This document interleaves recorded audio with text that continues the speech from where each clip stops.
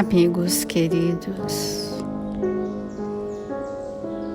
na suavidade desta manhã luminosa, neste doce enlevo da natureza que nos cerca, na brisa leve que o vento traz,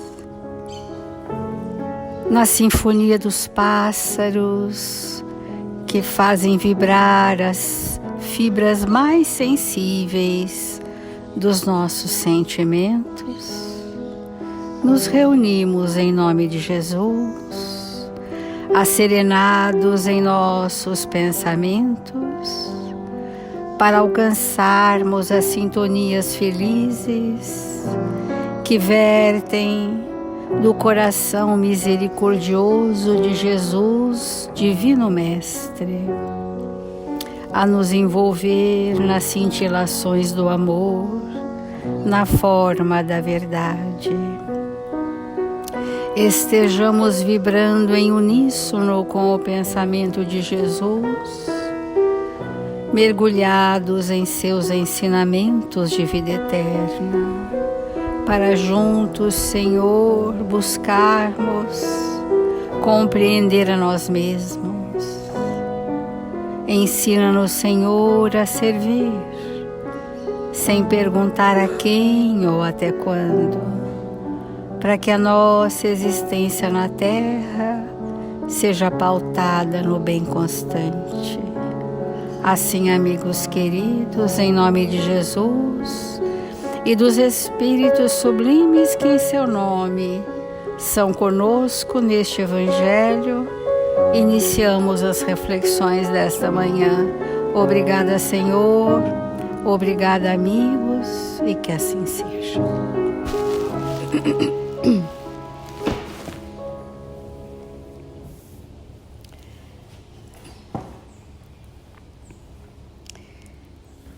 Que a vossa mão esquerda não saiba o que dá a vossa mão direita. Esse é o item do capítulo 13º do Evangelho que nós estamos iniciando. E o primeiro tema que nós vamos buscar compreender já desde ontem é fazer o bem sem ostentação. Tomai cuidado de não fazer as vossas boas obras diante dos homens para serem vistas por eles. De outro modo, não recebereis a recompensa de vosso Pai que estás nos céus. Então, quando derdes esmolas, não façais soar a trombeta diante de vós, como fazem os hipócritas nas sinagogas e nas ruas, para serem honrados pelos homens. Eu vos digo em verdade que receberam sua recompensa. Mas quando derdes esmola, que a vossa mão esquerda não saiba o que dá a vossa mão direita, a fim de que a esmola esteja em segredo. E vosso Pai que vê o que se passa em segredo, dela vos entregará a recompensa. Mateus capítulo 6, versículos de 1 a 4. Vamos começar a compreender por que Jesus recomendou a discrição, o silêncio e o anonimato no bem que porventura possamos fazer. Por que será? Quando nós temos que entender o título, do capítulo, que a nossa mão esquerda não saiba o que faz a nossa mão direita.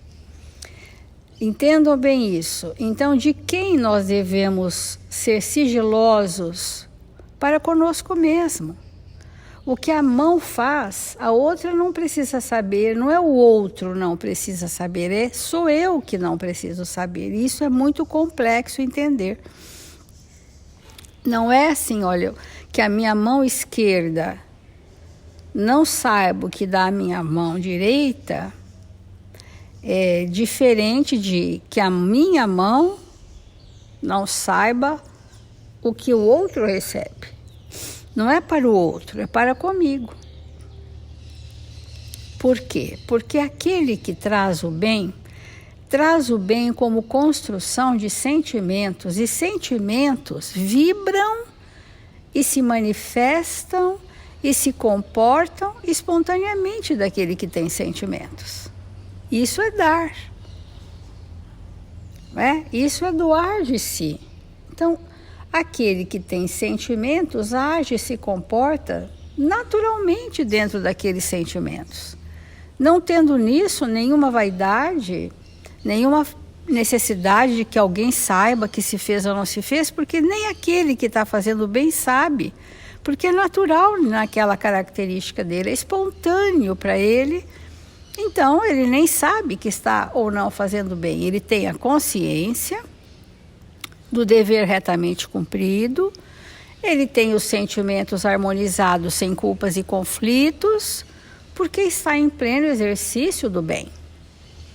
Então, era muito comum, na época de Jesus, as pessoas, por exemplo, orarem em voz alta nas praças públicas para que todos vissem que ela orava. Na doutrina espírita, as nossas preces são no pensamento, silenciosas. Nós não fazemos preces coletivas em voz alta, a não ser um que conduz aquela reunião, mas os demais acompanham no seu sentimento, acompanham no seu pensamento. Então, quando nós temos necessidade de proclamar o que fazemos, é porque nós estamos com necessidade ainda de ser abastecidos na vaidade. Quando a pessoa procura, às vezes, ávida, um trabalho na casa espírita, nem sempre é pelo sentimento, mas é para que todos saibam e divulgue onde ela está e o que está fazendo, e preferencialmente que os espíritos superiores tragam para ela recompensas pelo que ela está dando. E tudo isso não passa de um equívoco muito grande. Então, que recompensa é esta, né? Que recompensa que o tempo todo esse versículo de Mateus está falando, né? Recebereis a recompensa de vosso Pai, e depois receberam a sua recompensa, que já receberam a sua recompensa. Nós, quando doamos nossos sentimentos, que é o prazer do dar de si, é muito maior do que o que se tem para receber, e ao contrário, não se espera nada receber. Esse é o verdadeiro bem. Agora, se a gente faz algum gesto mais expressivo para alguém e espera que esse alguém nos reconheça, já deixou de ser um bem. Já é a necessidade de uma vaidade. Ah, você foi ingrato porque eu te fiz isso, te fiz aquilo. Então não fez nada. Aquilo tudo que eu fiz não era um bem. Era uma ação movida pela minha vaidade. Porque eu espero a retribuição e a recompensa, ou a glorificação, ou reconhecimento, ou a gratidão de alguém. Então, se eu espero, aquilo que eu fiz não é um bem. Então, mas o Evangelho está dizendo que eu vos digo em verdade que receberam sua recompensa. O que é a recompensa do trabalhador espírita cristão? É a paz de consciência. É saber que as suas culpas estão sendo redimidas, que as suas dores estão sendo curadas pelo dever moral da prática do bem. A lei de Deus nos dá centuplicadamente do pouco que contribuímos conosco ou com o próximo.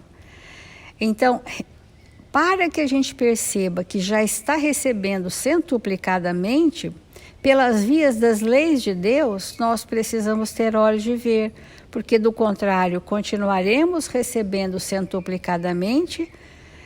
Às vezes recebemos oportunidades desafiadoras, isso é a recompensa. Trabalhos de maior responsabilidade, isso é recompensa. Porque os espíritos vão nos dando trabalhos espirituais de maior responsabilidade, que é uma outorga, à medida em que nós amadurecemos espiritualmente e moralmente. Isso é uma recompensa. É uma bênção nós recebermos um trabalho desafiador para nós, que vai requerer muito da nossa mediunidade, que vai requerer muito dos nossos sentimentos. Isso é que nós temos que agradecer a recompensa. Graças a Deus me chegou um trabalho que vai me fazer crescer, onde eu darei de mim até a última vibração das minhas forças. E é este que é a recompensa, é a bênção do trabalho. Por isso que a gente, né, dos espíritos superiores, eles estão sempre pedindo, dá-me, Senhor, né, a responsabilidade de tarefas proporcionais, é lógico, ao nosso processo evolutivo. Então, para a gente, complementando essa fala,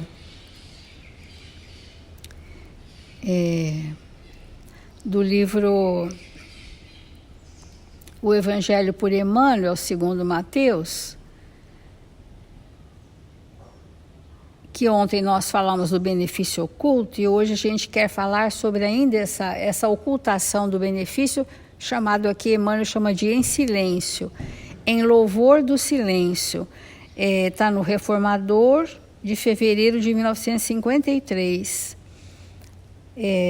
Ainda dentro dessa primeira item, né? Não saiba a tua mão esquerda o que deu a direita. Não se inteirem os teus adversários gratuitos daquilo que fazes.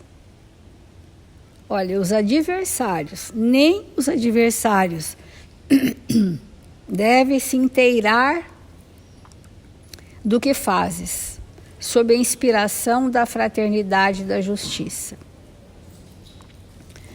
Não se informe o mal acerca do bem que praticas. Olha que interessante a mão esquerda e a mão direita. Nem os adversários gratuitos sabem do que fazemos a nível de fraternidade e justiça. Não se informe o mal acerca do bem que praticas. Não invoques a leviandade ao círculo do teu dever, que deve ser bem cumprido. Não busque poeira para a água cristalina. Então ele está dizendo do bem prevalecer em nós, mesmo que tenhamos o mal em nós mesmos e o outro deseja o mal para nós mesmos.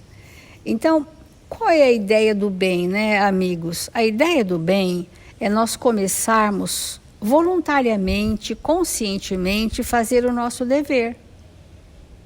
É assim que vai chegar um dia que ele será espontâneo.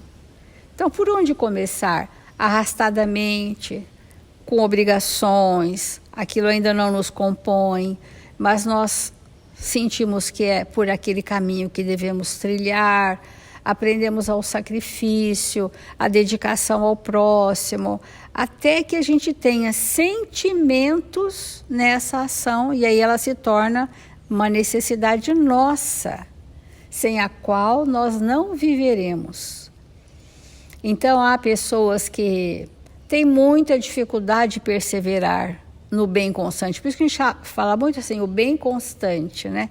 A perseveração, né? A perseverança no bem é muito desafiador, porque teremos percalços, teremos impedimentos, teremos chamamentos do mundo.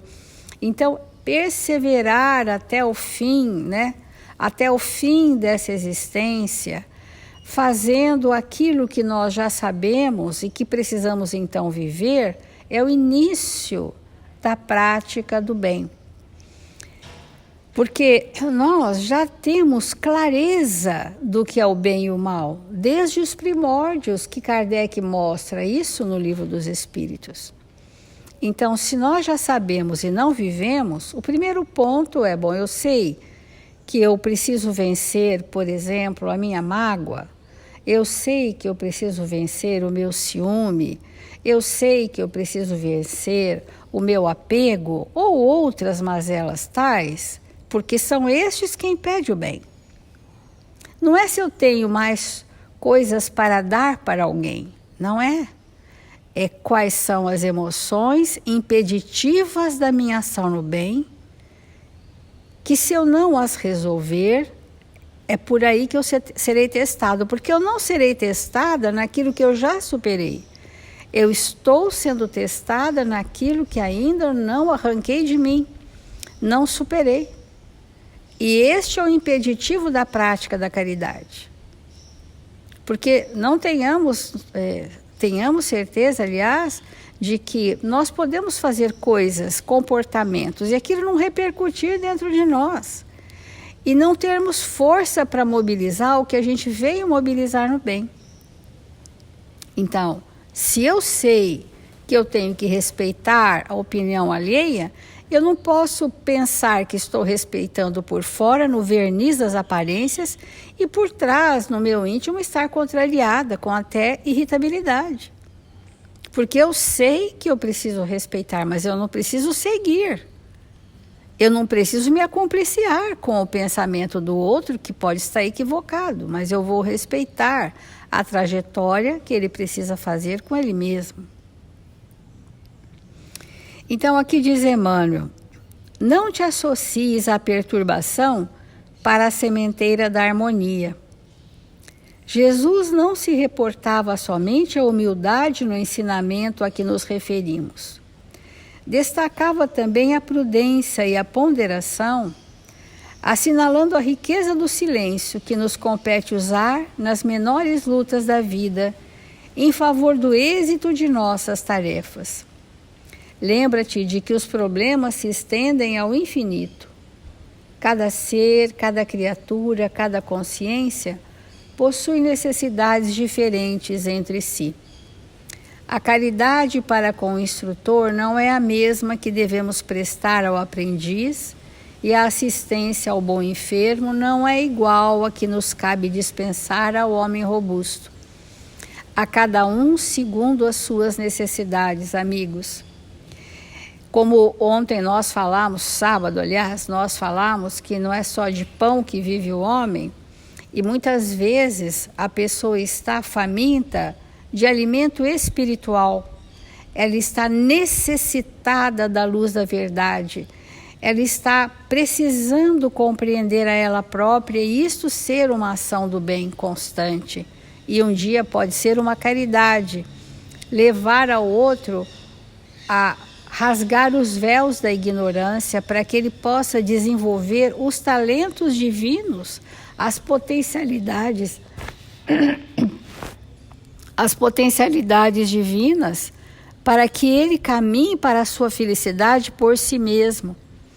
Porque esse estado de mendicância, esse estado de penúria, quando não é de natureza material, é fruto da ignorância. Então, quantos espíritos abastados na penúria da ignorância da realidade do espírito? Quantas pessoas, amigos queridos, quantos nossos irmãos em humanidade falam de Deus, falam de Jesus, têm religião e são incrédulos? São incrédulos, porque aquelas crenças não movem a sustentação do seu equilíbrio.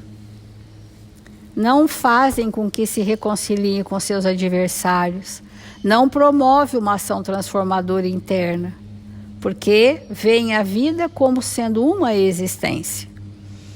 Então, guardemos, pois, o ensinamento da mão direita que deve trabalhar sem a intromissão da esquerda, e adotemos o silêncio por soberana medida de equilíbrio na sementeira de felicidade em nosso próprio benefício. Essa condição de anonimato, né, que é a doutrina espírita que veio trazer exatamente para nós, é um, vamos chamar assim, antídoto à nossa vaidade, né? Então, muitas pessoas, nas suas ações de benemerência, que são muito louváveis, não estamos tirando mérito, usam dessas ações no seu currículo pessoal, né? Escrevem e publicam isto em todos os lugares que é possível divulgar do que fazem, onde estão, com quem estão, se fotografam junto ao necessitado, não é verdade? Nós não estamos tirando o mérito do que o outro recebeu, mas nós estamos dizendo que para Jesus a validade do bem é anônima, no absoluto anonimato, tanto que a mão direita não sabe o que faz a esquerda e vice-versa.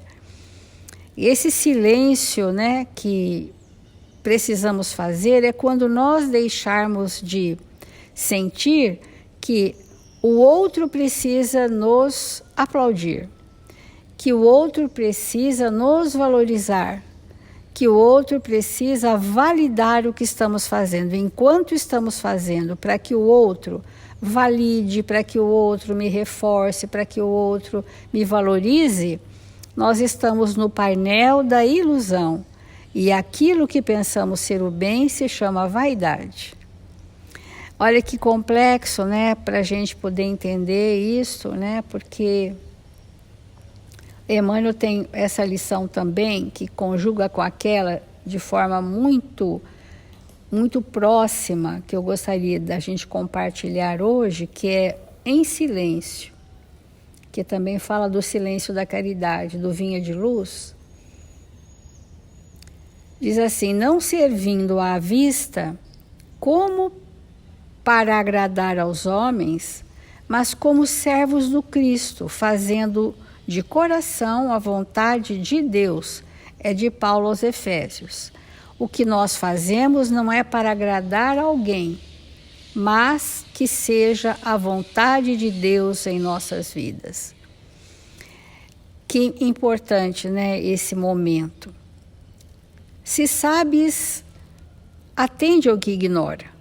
Se é o saber que nos compõe, qual o bem que eu posso fazer ao que ignora aquele pouco do que sabemos? Sem ofuscá-lo com a tua luz, sem a prepotência do saber, mas o compartilhar da experiência do saber, para que o outro se alimente da mesma fonte que nos alimentamos. Se tens, aí aqui é o ter, ajuda ao necessitado, sem molestá-lo com tua posse, sem humilhar, sem ofuscar, né? Se amas, não firas o objetivo amado com exigências. Se pretendes curar, não humilhes o doente. Se queres melhorar os outros, não maldigues a ninguém. Isso aqui é mão esquerda e mão direita. Silêncio. Se ensinas a caridade, não te trajes de espinhos, para que teu contato não dilacere os que sofrem. Quem nos ensina a caridade? São espíritos amorosos, que nunca nos disseram o que deveríamos fazer, mas nos apontaram os caminhos que eles ainda estão percorrendo. Então vamos pegar a Madre Teresa de Calcutá. A Madre Teresa de Calcutá vivia o que sentia do amor que era próprio do seu coração ao longo dos séculos. Ao longo dos séculos, ela tomou uma decisão junto a Jesus de, a partir daquele momento, por toda a eternidade dela, estar para os mais sofridos. E assim ela reencarna em lugares de muita penúria moral e material e no silêncio de cada dia. Ela amou e serviu. E ela forma a escola de amor. Ela forma ela cria essa vibração que contagiou centenas de milhares de pessoas. Aqui no Brasil nós temos a Irmã Dulce, na Bahia, que foi um grande exemplo de dedicação incondicional aos que sofrem. E assim nós vemos que os espíritos caridosos deram uma contribuição ao planeta. deram uma grande contribuição. No campo da educação, né? Esses grandes educadores, como Pestalozzi, Rousseau, Comênios e outros, deram uma grande contribuição, estão dando através da mediunidade, uma contribuição de nos tirar da ignorância. Não é? Esses espíritos que se ensinas a caridade, não te trajes de espinhos, para que teu contato não dilacere os que sofrem. Tem cuidado na tarefa que o Senhor te confiou. Agora, trazendo para a nossa pequenez. Então, esses grandes espíritos, eles trouxeram para nós exemplos vivos da vontade de Deus. E nós que precisamos cumprir a vontade de Deus em nossas vidas, sabemos que não há outro caminho que não seja o bem constante em nossas vidas. Então, diz Emmanuel, é muito fácil servir à vista de todos. Todos querem fazê-lo, procurando o apreço dos homens. Difícil, porém, é servir às ocultas, sem o ilusório manto da vaidade. É por isso que em todos os tempos, quase todo o trabalho das criaturas é dispersivo e enganoso. E eu vejo na casa espírita, às vezes a pessoa vem um tempo, não vem mais, vem um dia, falta 3, ela acha que ela está vinculada ao bem. Ela está no painel da ilusão e nós não podemos mantê-la no painel da ilusão e achar que ela vindo um dia, cada 3 semanas, para fazer um afazer externo, que isso seja para ela um bem, né? Pode estar sendo útil, obviamente, mas ela não pode sentir que isso é um bem. Não há bem que não seja constante e contínuo, para que um dia seja espontâneo em nós, né?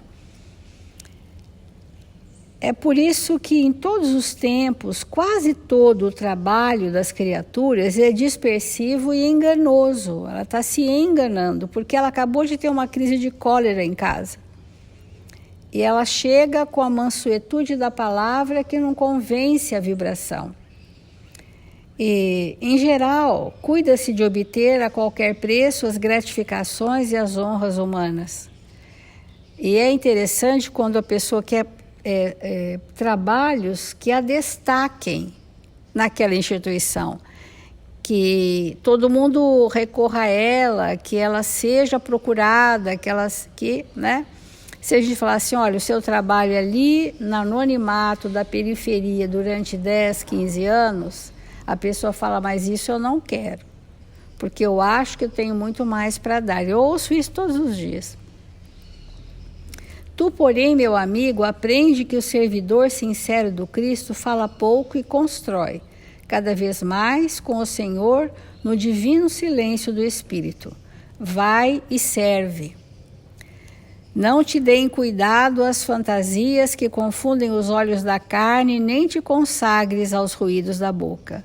Faze o bem em silêncio. Foge às referências pessoais e aprendamos a cumprir de coração a vontade de Deus em nossas vidas. Esse capítulo, amigos queridos, vai nos chamar muito a questão do dever consciencial. Nós estaremos juntos porque estamos todos na mesma situação, nos estimulando a que a nossa consciência desperte os deveres morais que trouxemos agendado para esta existência. Então, a minha necessidade evolutiva, no que se refere aos meus deveres morais, pode ser um, a do outro pode ser outro. Mas o bem é para todos. O bem é para todos. Então, nós precisamos entender o que, na minha reencarnação, eu preciso fazer de bem para me ajustar com a minha consciência. Olha que interessante, aí nós vamos entrando na parte específica de cada planejamento reencarnatório. Embora o bem seja coletivo, há situações em que eu, estando naquela situação, eu vou produzir sentimentos, construir sentimentos que eu não possuía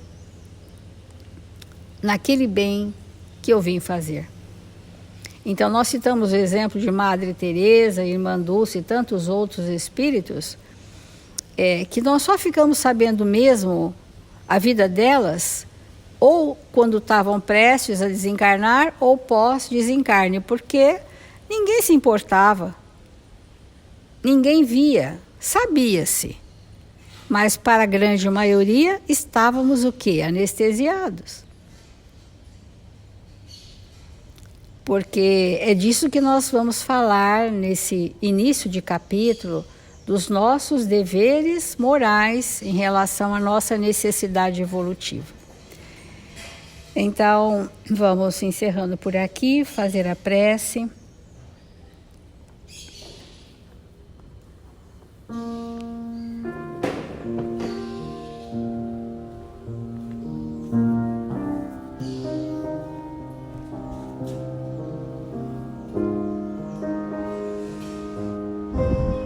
Senhor Jesus, Divino Mestre, nesta hora feliz de nossas vidas, queremos tão somente agradecer pelos momentos em que somos convidados a servir em Seu nome, Senhor. Queremos agradecer, Senhor, a todos aqueles que nos buscam, para que possam levar dos nossos sentimentos o pequeno quinhão dos nossos pensamentos mais felizes. Agradecemos, Senhor, pelas oportunidades benditas de cada dia, de cada hora, de cada instante.